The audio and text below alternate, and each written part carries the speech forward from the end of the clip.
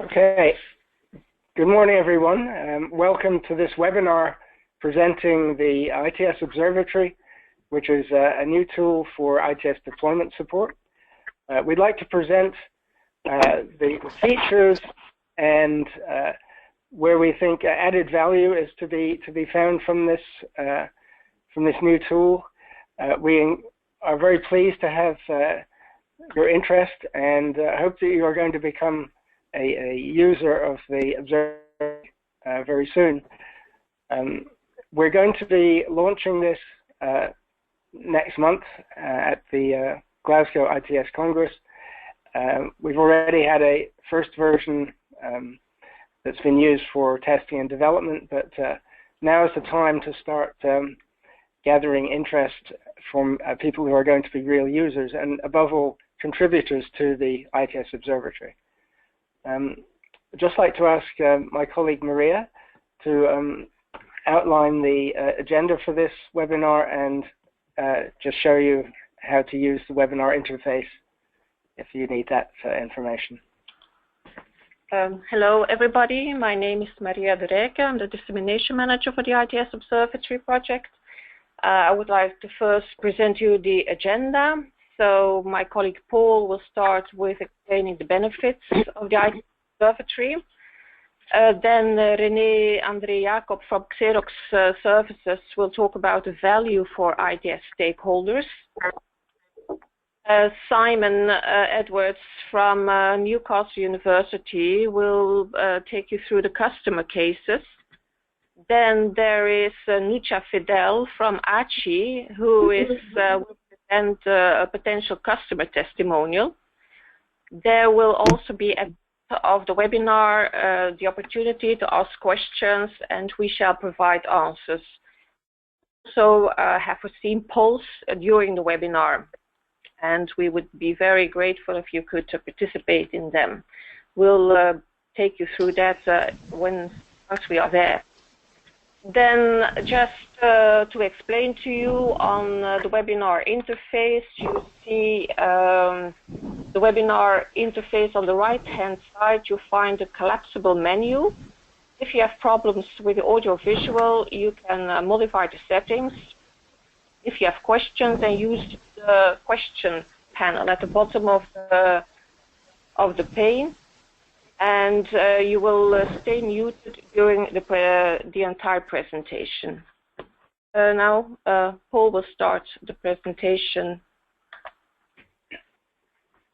Okay, thank you very much, Maria.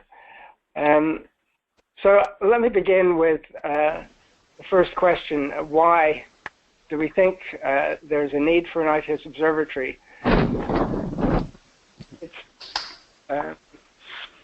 It's not a new idea, but as of today, there is no single point of ITS information, particularly for Europe. And I'm actually pleased that we have some listeners coming from beyond Europe. There's nothing that says it has to be only restricted to Europe if it's successful. However, it is funded through a European Union program, so our first focus is to make it work for Europe. There's no single overview of ITS deployment status in Europe. And although ITS is being continually deployed across Europe, the potential investors in this need to know what, where, who, and how about ITS. Particularly governments, investors and suppliers, they need to know about the impacts, benefits, and costs of ITS already deployed. And one thing we really focus on, and I think it's different from existing portals, information portals, we want to stimulate or help stimulate deployment through a dynamic open marketplace for ITS knowledge and information. And I'll explain a little bit more about how that would work. Excellent.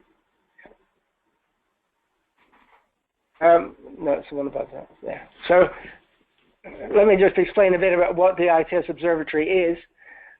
Firstly, it's a knowledge tool. It's built around a database, and it's for the ITS community, but also by the ITS community. What that means is that the content in this database is not something that, there's no staff paid to do this.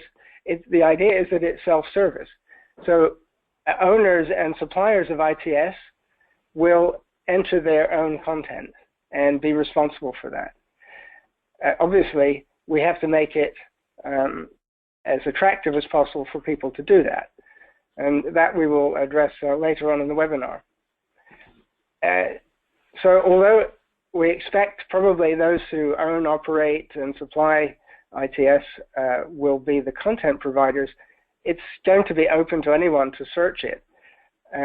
So if you have any kind of information or knowledge about ITS you'd like to look for, you will be able to find it through the searchable database. We want to go beyond that, though, and make it a dynamic online community with sharing of knowledge, with asking of questions, giving of advice, as well as simply being something that you look up, search, and read about. And the bottom line is, it's got to be the one single place where everyone comes for ITS information, either to provide it, to enter their information, or to come looking for it. And again, there is no single such one-stop shop at the moment. So now let's look at some of the features. As a former astronomer, I mean, I'm interested in observatories, and I used to work in one. It's above all a place where you can look at what is out there. And excuse me. We're going to create an inventory of ITS deployment, and that's the most basic function. What ITS is where?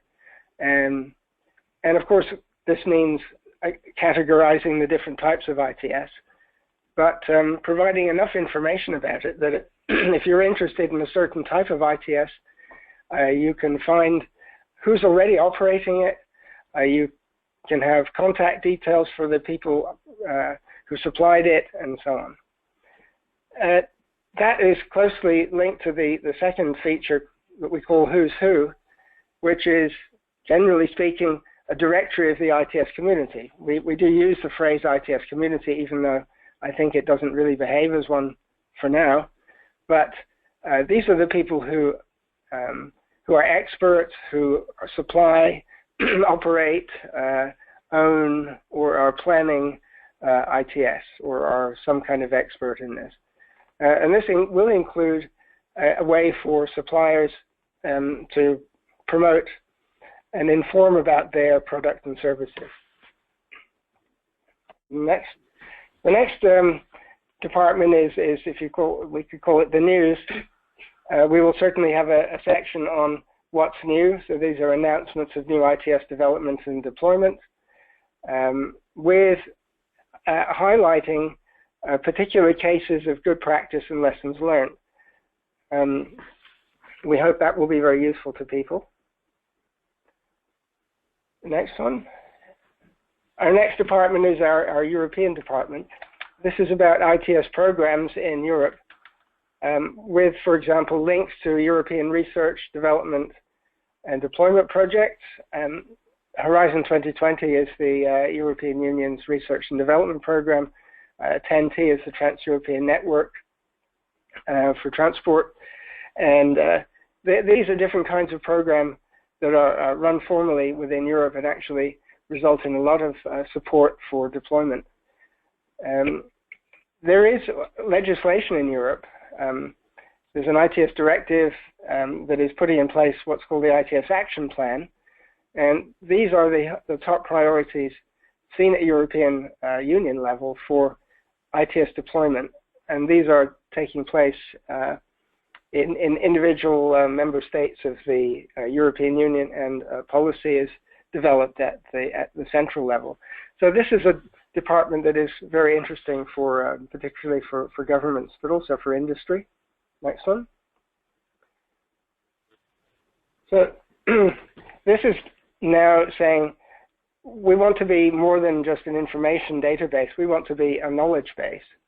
And the ITS Observatory has a feature on impact and benefits, which we will present in the way of problems and the ITS solutions that can help to solve those problems, because this is the way that a lot of people actually come around to deploying ITS.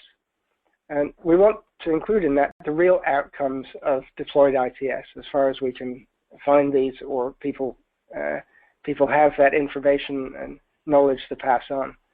But we have an insight department, which is more about market trends, technology watch, opinion pieces, and we have a separate section on standards.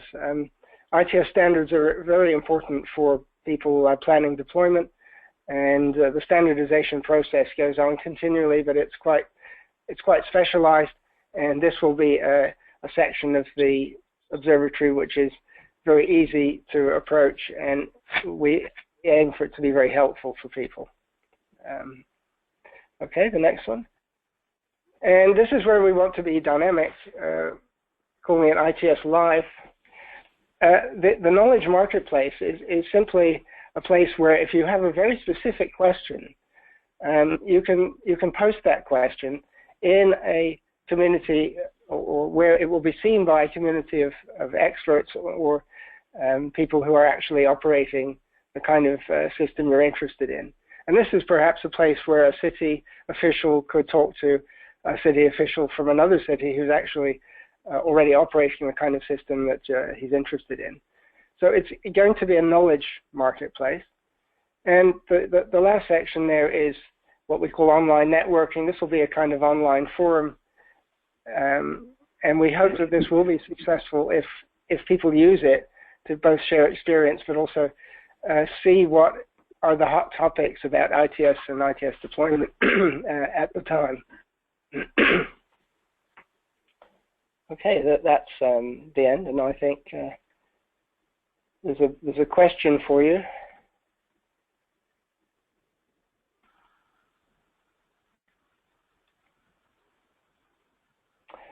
So there's a short poll open for you.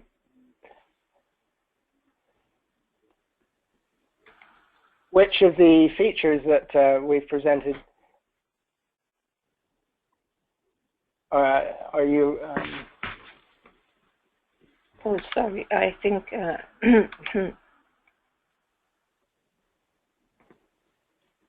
we have to launch it again. I'm sorry. Oh, it's closed. Okay.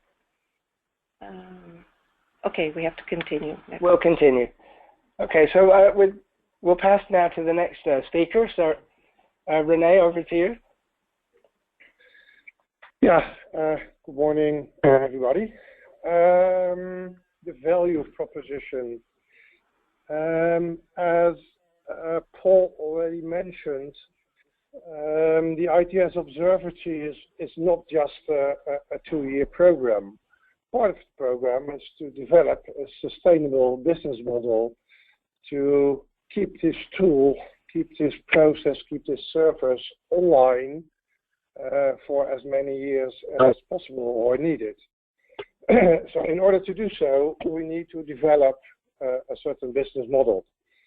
And talking about business models, most people, some people, think it's only about figures, but that's not the case. What we have done, we have taken the business model canvas, which you can find on the internet. There's lots of information about canvas on the internet. And we use that as a structured way to approach the sustainability of the ITS Observatory. Reading this model, and you don't have to read the small letters, you can find everything on the internet. From right to left, first of all, we have identified the segmentation of customers, of users. And then, secondly, we have defined the customer relationship and the channels through which the value will be offered. So the value proposition is the centerpiece of the business model. And then at the left-hand side for the owner, and the ownership is quite important, each service needs to have an owner who is responsible and accountable, and will have some key activities and key resources, and will make use of services provided by key partners. And at the bottom, you will see the revenue streams. I will come back to that later. And the cost structure, and obviously there are costs associated with running such a tool, even if it's provided for and by the community itself. Let's talk about the customer segmentation first. Please, Maria. Yeah, we have defined all different kinds of customers, and each customer will have a different need in terms of the ITS Observatory. Some customers will only publish, some customer will only retrieve information and look for information. Some customers will publish news and events, a part of professional discussions, and some will be there to publish their product portfolio, like the industry.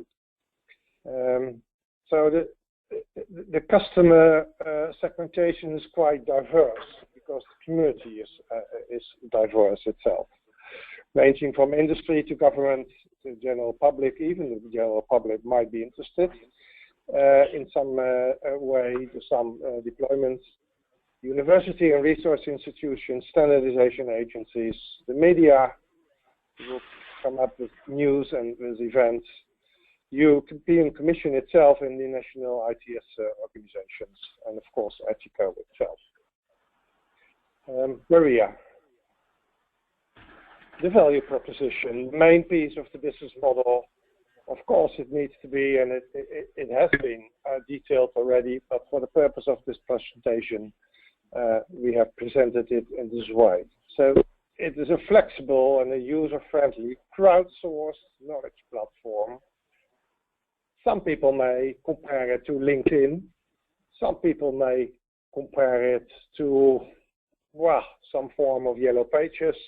It's a mixture of both, a mixture of other examples. And it offers the ITS community the opportunity to demonstrate innovations, programs, deployed ITS projects, organizations.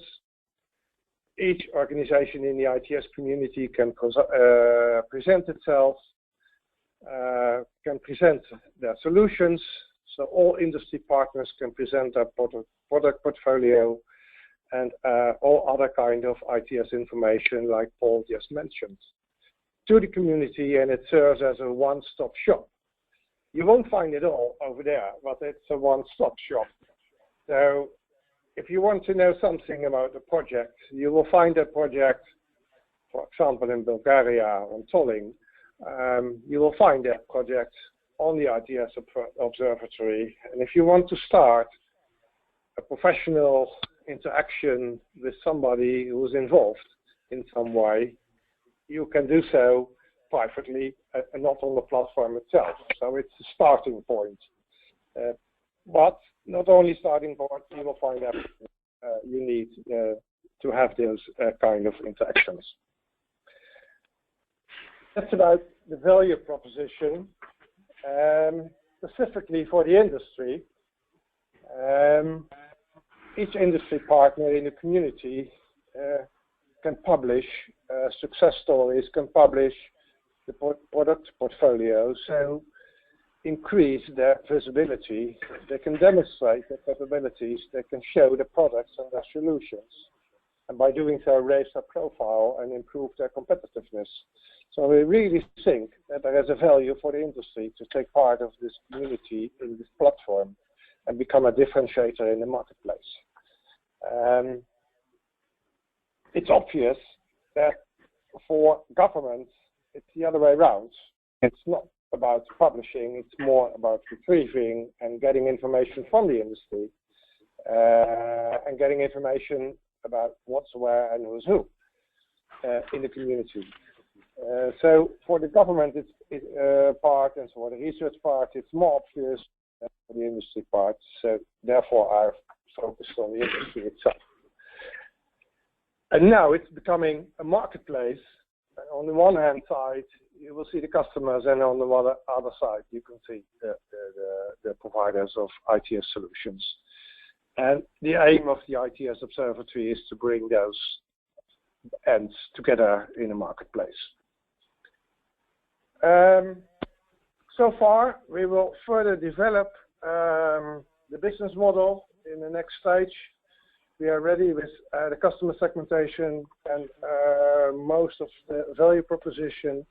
The channels we have defined. We have defined the customer relationship, and in some draft, the key activities, resources, partners, revenue streams, and cost structure.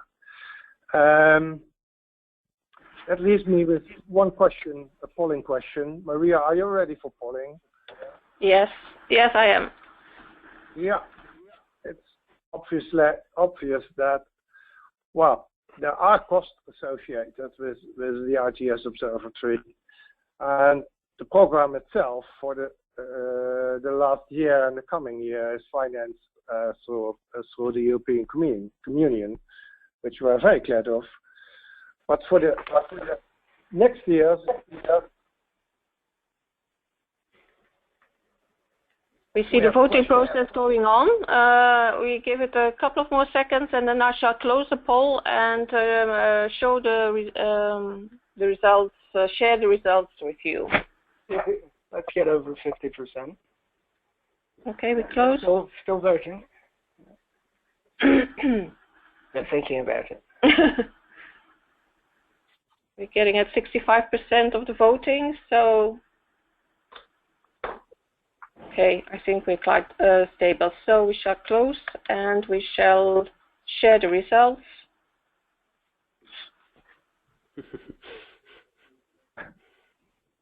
Thank you so much.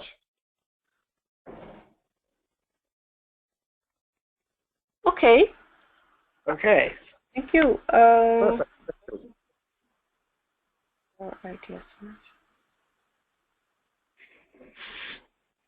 Okay. Back to the presentation. All right. So the next presentation is by Simon Edwards from Newcastle University, talking about customer cases.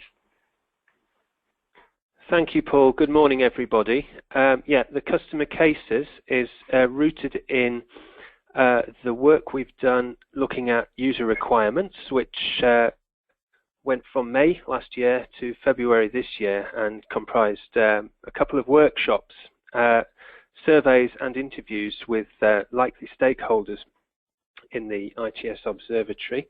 It's also rooted in the evaluation process, which is going on now and will continue till the end of the project.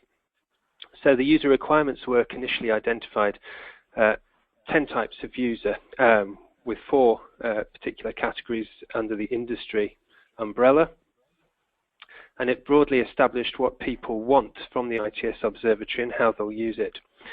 And we got a very good response rate from people involved in industry, the 4 categories of industry, public authorities and agencies, so in particular local government, research organisations, so for example universities and consultancies, and of course ITS nationals and the EU ITS organisations. Broadly, it clarified general differences in priority requirements between the public and private sectors, but obviously we want to move forward a little bit with this and get more detail. So moving on to the next slide. We working also obviously with the business case partners, and René has already described the customer segmentation. This adds a lot more detail to the types of customers that were identified in the user requirements work. So we now have 7 categories of industry, as you saw from René's diagram, and the definition of government, which is synonymous with public authorities and agencies. We have research organisations and ITS organisations. So those 4 are the ones that we had previously identified, but we now also have additional customers identified, the EU Commission, European Commission, media, standards agencies, and of course general public. So moving on, I think we have a question. Hopefully Maria can launch this question. I would like everybody to respond and provide some useful data for us in our evaluation process. So what are the ways in which any customer from any of those particular customer segments might use the ITS Observatory?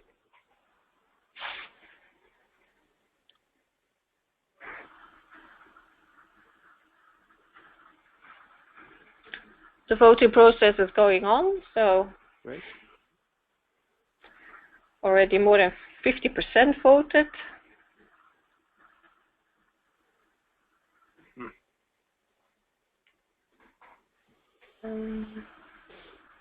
Okay, I think we can close the poll and we shall share the results. Okay, that's really good. That's more or less the answer that I was looking for. So thank you very much for voting, and a very interesting response. Thank you. So we can move on now to the remainder of the presentation. So to the next slide, Maria. Yeah, there we go. So I wanted to just give you an introduction to the customer cases that we're developing for the different types of customer of the ITS Observatory, and this work has just begun really. So this is one example that I'm presenting here today. So under the user category of government, I've taken the case of a local authority in the north of England who is currently engaged in deploying ITS strategically to optimize the operation of their road network, reduce carbon emissions and enhance safety of vulnerable road users. So their specific needs would be to expand their existing cooperative ITS technology deployment to another key arterial road and to equip vehicles, specifically express buses, to reduce stops at traffic signals and smooth flow. And thirdly, to enhance the safety of cyclists through a trial scheme to equip the buses and cyclists with a detection and warning technology so that buses know that cyclists are in the vicinity and can drive more carefully. So to the next slide. So what would they expect if they were to use the ITS Observatory to find out about the best ways to continue with these particular schemes? Well, firstly, they would look for examples of infrastructure to vehicle or CITS technology deployments involving buses throughout Europe and potentially beyond Europe. As Paul has already mentioned, we have people here from beyond Europe this morning, and ultimately we may wish to have a global ITS Observatory. They may also look at success stories, so examples of cases where positive environmental impacts involving this technology deployed with bus fleets has taken place. Also, of course, examples of challenges and barriers faced by others who have implemented this type of technology, because you sometimes need the bad experiences as well as the good experiences to perform a sort of optimal implementation. And then the who's who of providers of technology, and specifically in this case perhaps the cycle detection and warning systems. So moving on.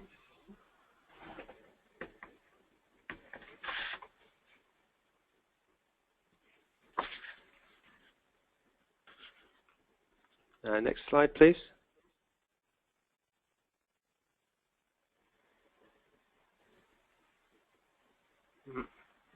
Can we move on to the next slide, please? Sorry, I think just a second. Oh, it says paused. Yeah. Just press the blue arrow. Okay. The blue arrow. Yeah. Okay, sorry about this, everybody. So the next slide, thank you.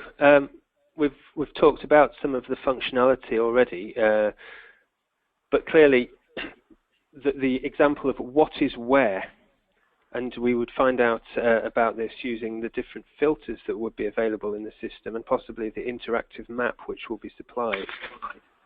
So you could filter by country, and in this case, maybe we would look at all European countries for examples of deployments in this area. And then specifically filter by the ITS domain. So there's a very detailed definition of different ITS domains within the ITS Observatory. So in this case, we would look in the smart vehicles domain under specifically connected and automated vehicles. We would look under public transport for public transport priority management, and we would look under road transport personal safety for looking at safety enhancement systems for vulnerable road users. We may also have the opportunity to filter by geographical coverage, so we would look specifically at urban areas because that's the location of this particular deployment. Filter by area of transport, so public transport and other, which in this case would be cycling. Or we could filter by the problem area or the objective. So it could be to improve public transport services, to improve road safety, improve travel efficiency, or reduce environmental impact.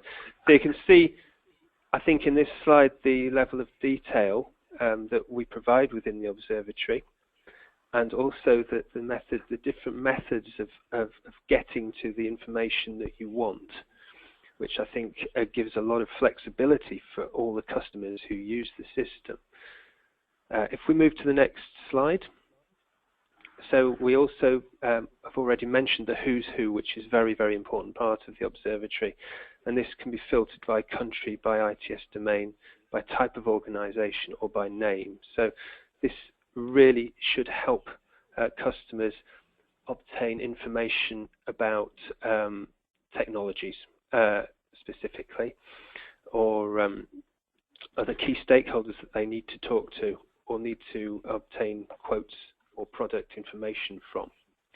And then there's the additional functionality, the success stories and the interactive functionality, things like the user forum, which has already been mentioned, and the events listing, so that the customer, the potential customer, gets a very holistic coverage of all the different services that are offered in the ITS community. So moving on to the next and final slide, what would the follow-up be to this particular case? Well, hopefully the customer, this local authority, would be able to get in contact with other implementers in this case, cooperative ITS field. Examples would be found, and hopefully this local authority would be able to learn from the experience of others. The second follow-up would be that this customer would invite some industry partners to start a market consultation for procurement of the different technologies. And thirdly, this is a little bit of a next step thought process going on here. Maybe the customer would decide through the networking capabilities of the ITS Observatory to attend a congress which aims at solving similar issues, and that would be found through the events listing. So I think that's the end of my presentation. I think my contact details will come up at the end here.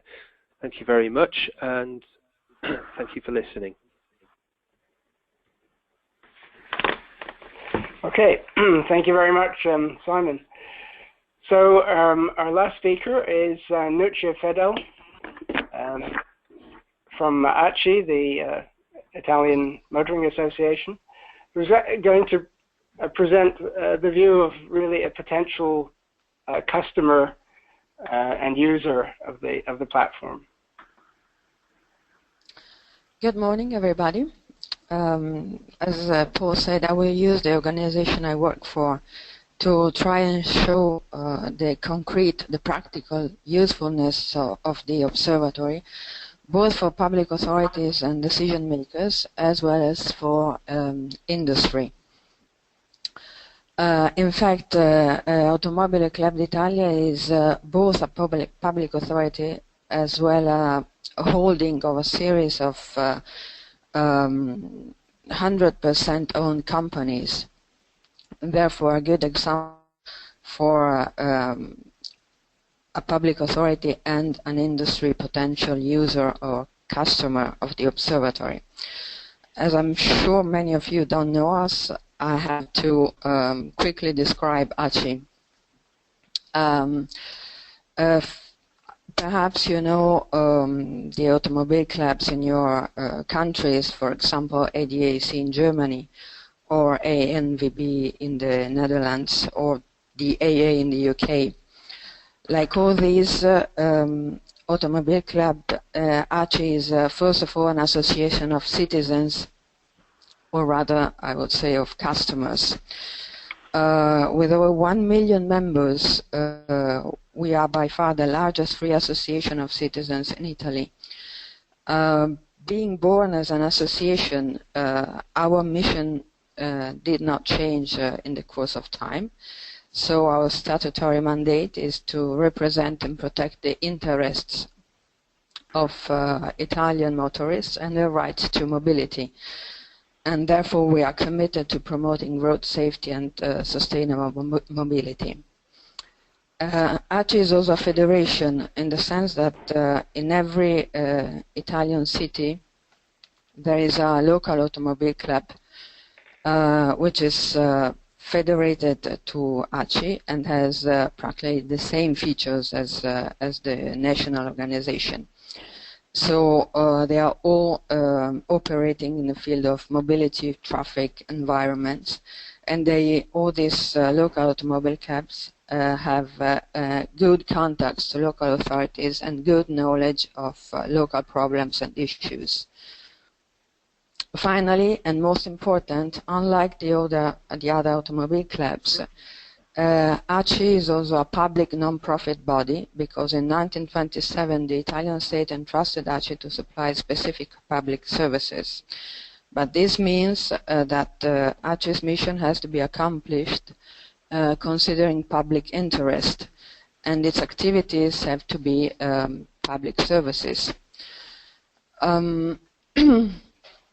Of course, this means respecting specific procedures and laws, and this may sometimes complicate your life if you're trying to provide services, practical services. Therefore, ACI established and controls a series of companies which are our operative instruments for the provision of these services. Next slide, please. In the circle, you can see ACI's companies. The three companies who deal with ITS systems are ACI Infomobility, ACI Global, and ACI Consult. Somehow also ACI Informatica, which is our IT society. Outside the circle you can see a series of, not all, a series of activities ACI is engaged in. On the right bottom corner you can see some of our activities in the ITS domain. So I hope I made clear why ACI is a good example of the ITS Observatory as a public authority and as an industry. Given this double nature, why and how can the observatory be of help for us? Let's consider first the public authority side. Next slide, please. Also in this case, I will try and use a practical example of one of our activities. The activity is Luce Verde. ACI is a national stakeholder of traffic and mobility information services and has 4 traffic information centers. We work in cooperation with public and private entities to provide advanced information services at a local and national level through Luce Verde. ACI created Luce Verde a couple of years ago. When it became evident that it was too complicated to run it itself, we constituted the ACI Infomobility, which mission is to run and improve the Luce Verde service. Luce Verde means green light. It's a real-time traffic and travel information service available on web, radio, TV, and mobile devices. It's up and running in Rome, in Milan, and in the region Lazio. And there are minor services of the same type in other Italian cities. This service is run in cooperation with the municipalities of Rome and Milan and with the government, the regional government of Lazio, basing on specific general cooperation agreements with them. Of course, our goal is to extend the service into as many cities and regions as possible. And this is where the observatory will be of help. In fact, as you can see, we can use it to look what is where.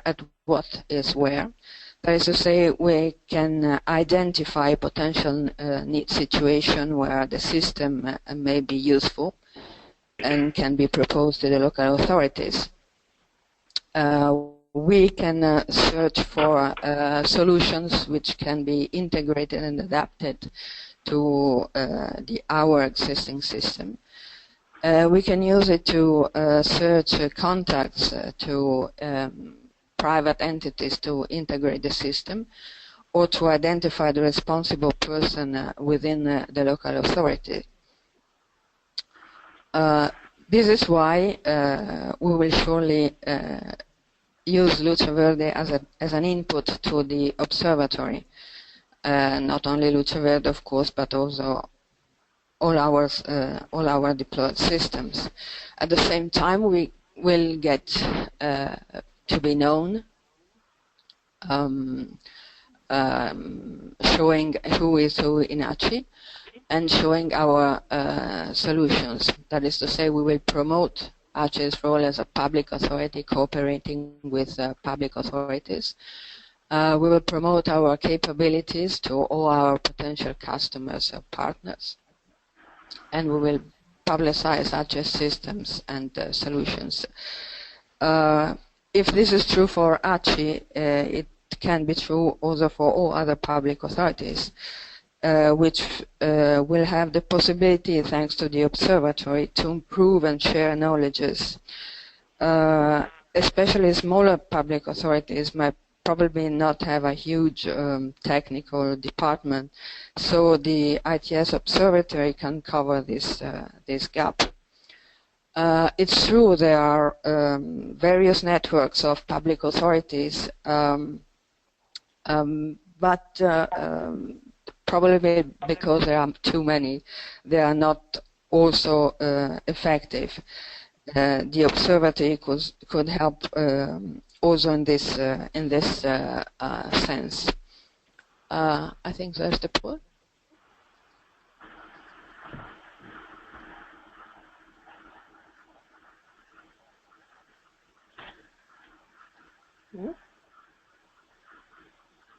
Maria, can you launch the poll, please? The poll, excuse me. Sorry, I hadn't done.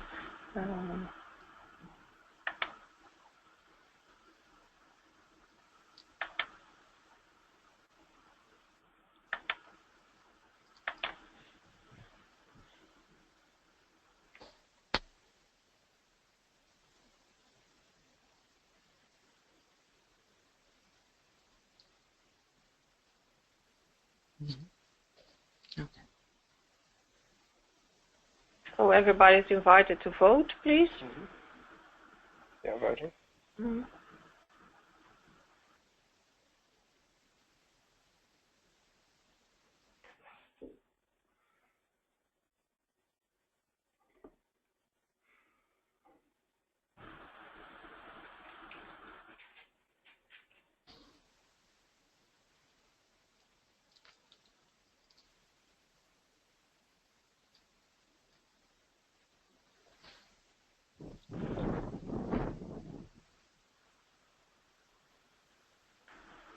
Okay, I think we can close it. and I share the results with you. Mm-hmm.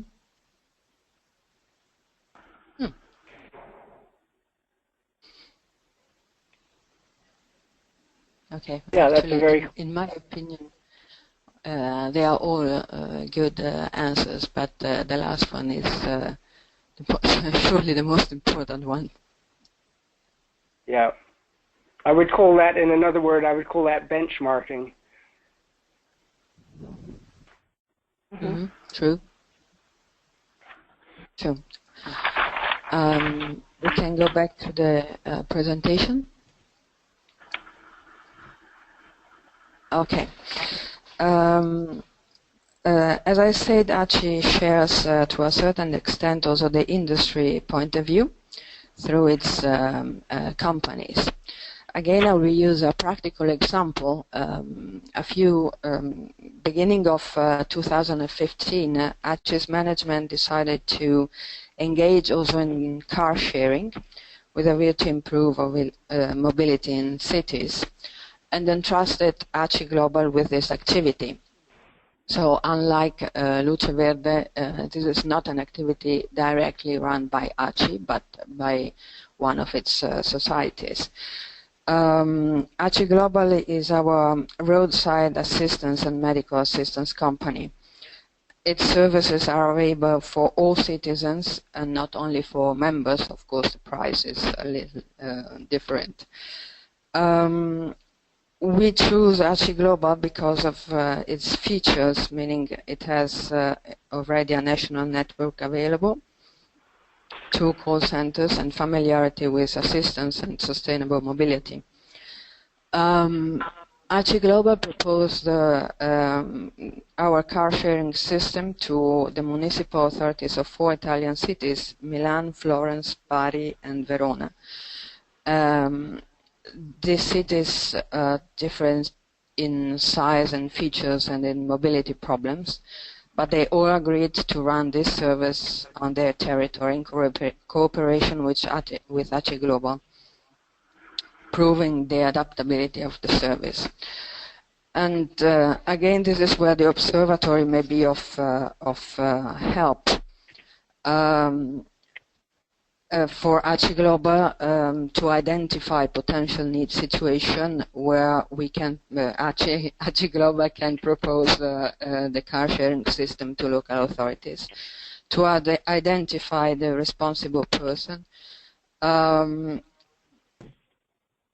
the private, to identify and contact the companies at local level which can be of help to improve the system, and to find out if there are better solutions or solutions which can be integrated in our solution.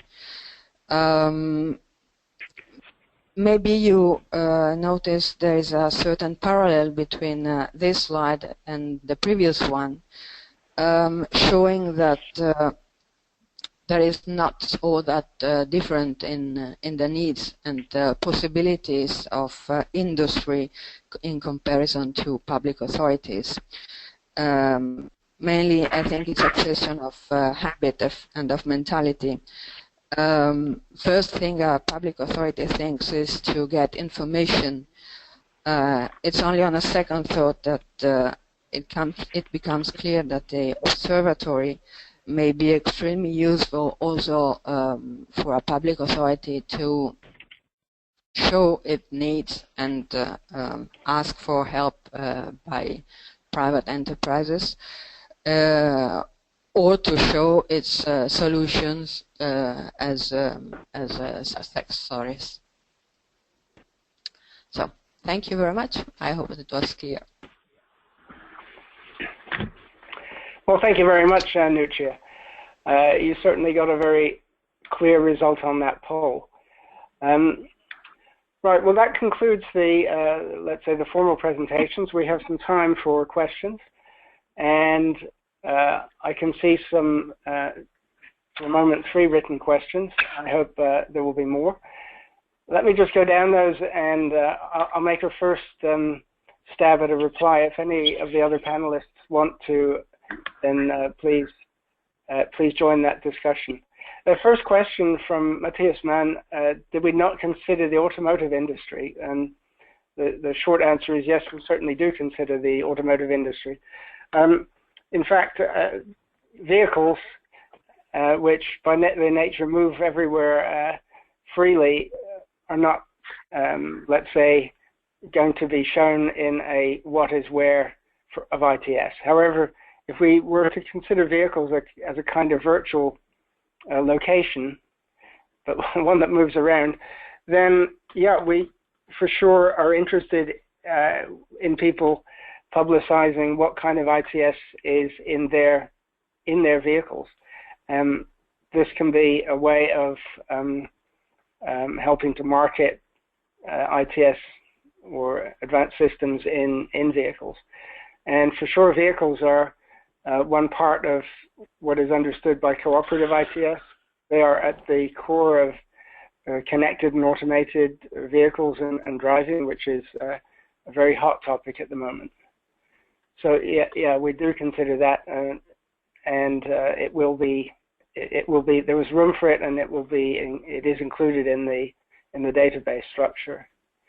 We have a second question from Harbel Araguri. Sorry if I missed something, but will somebody be in charge of feeding and coordinating all this data? Yeah, are definitely aware of this. This is a question we put ourselves. There needs to be good quality data in this knowledge base for it to be useful. We don't think, however, that there's going to be an interface of people in a way screening content. What we think is working better in this day and age and will not slow things down in terms of data entry is that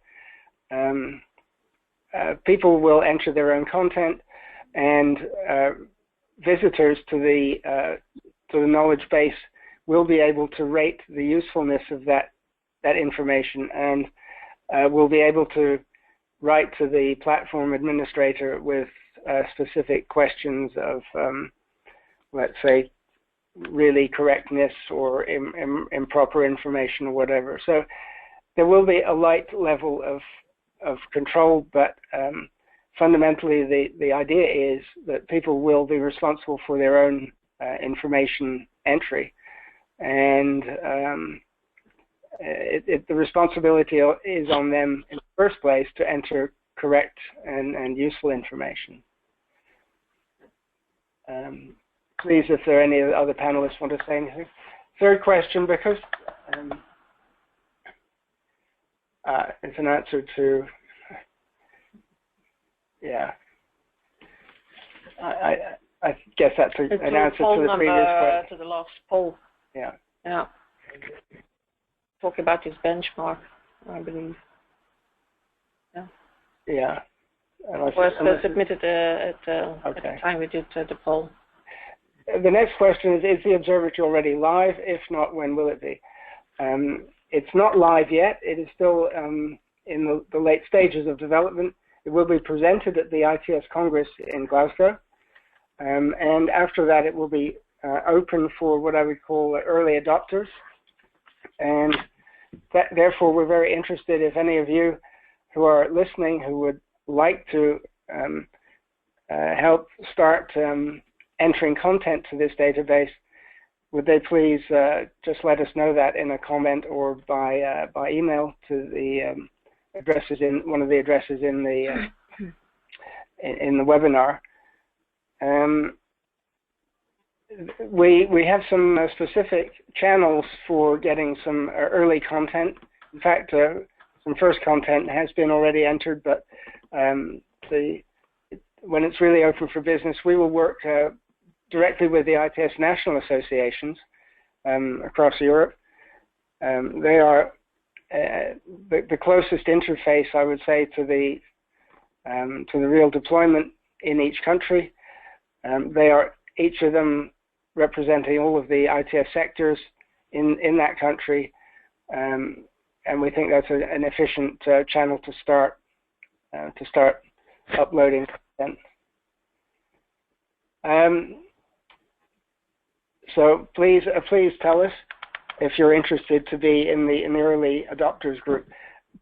I'll follow that with another comment that there will be another webinar once the platform is fully open for business, and that will be more of a user guide showing with a live demonstration of how to use it.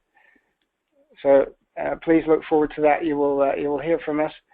Everyone that's registered for this webinar, we will add you to our mailing list anyway. I'll just carry on to the next question now. How are the existing sources like TRIP, the ITS Toolkit, ITS Fora integrated? Well, that's a very good question, a very good comment from Wolfgang Niebel. They are not integrated. That's absolutely the case now, and you're right that there is no one-stop shop. So it is a challenge to be something that doesn't exist now or provide a facility that is simply not available now. And we are not going to duplicate what is in other platforms. We are not making this a document repository, so these will not be the documents themselves.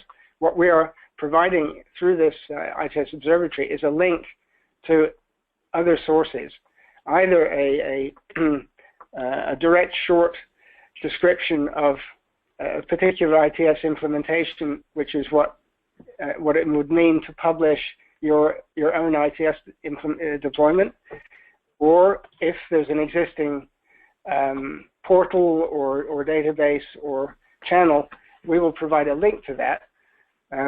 We will not duplicate it. We will describe more or less what content is in that other platform. But again, our job, we don't think we add value by duplicating things, but by being a single access point where you can find out about all these others.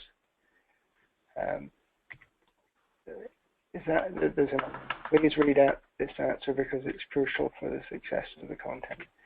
Do you have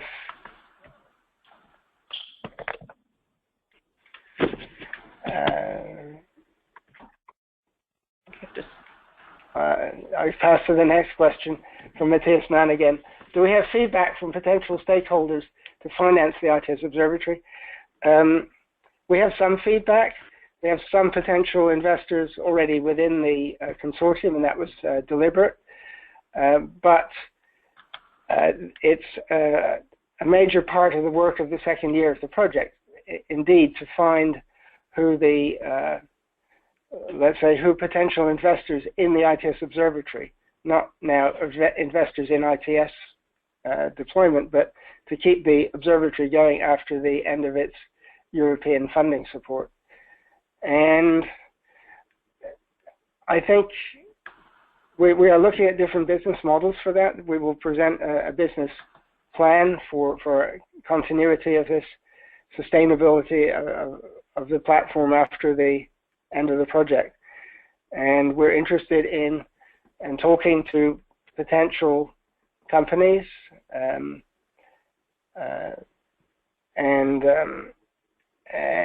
also non-commercial, so public sector or associations or universities. So there are, I think, a lot of stakeholders will have an interest in this platform. That doesn't mean that most of them will actually invest in it.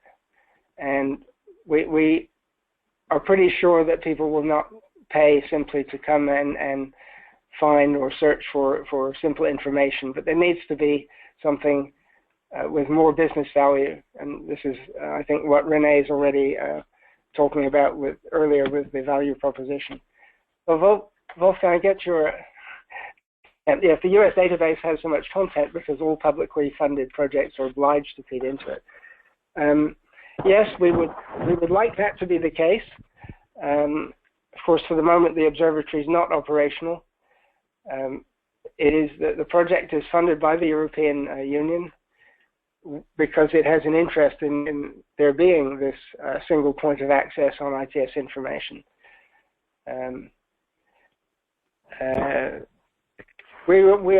That's part of the picture. That's part of the business plan to see how far we can succeed in having information fed into the database by yeah, as a requirement of the public support and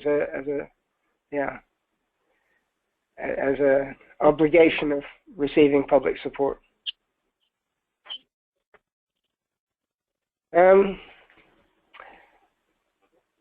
We're coming to the end of the time. Thanks for your questions, Wolfgang and Matthias and the others. And thank you for your active and attentive participation. As I say, we look forward to meeting you in Glasgow or hearing from you if you can't get to Glasgow. If you're outside Europe, please write to us. We're very interested in your interest in this platform. We think it's really a valuable idea. It now needs to be put into practice, and then it needs to be made sustainable. That's our work for the next year, and our challenge is to make it unavoidable for you to publish your content and your information and to come to this one-stop shop every time you need information, knowledge, insight about ITS for your own ITS interest. So I want to thank all my project colleagues for the presenters, Maria for keeping it moving, and thank you. See you in Glasgow, or you'll hear from us in the next steps. Thanks again.